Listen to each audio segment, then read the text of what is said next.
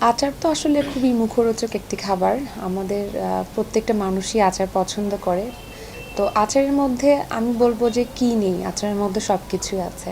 মূলত একটা যেকোনো ফল বা সবজি থেকেই কিন্তু আমরা আচার তৈরি করে থাকি।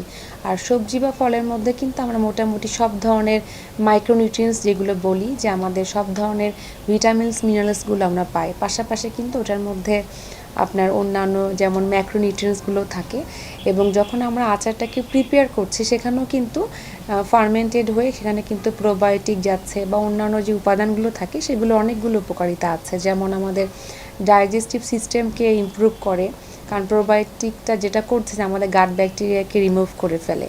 এছাড়াও দেখা যাচ্ছে আচার আমাদের ইমিউনিটি বুস্টিং যেখানে বলছে, কারণ যেহেতু এখানে পাওয়ারফুল অ্যান্টিঅক্সিডেন্ট পাওয়া যায় ভিটামিনস মিনারেলসের মাধ্যমে, সো এটা আমাদের ইমিউনিটি বুস্টিংয়ে হেল্প করছে। এছাড়াও দেখা যাচ্ছে যে যাদের সুগার লেভেল আছে, সুগার লেভেল কন্ট্রোলে নিচ্ছে, লিভার হেলথ যেটা সেটাকে ভালো রাখছে। পাশাপাশি দেখা যাচ্ছে যে আমাদের অন্যান্য যেই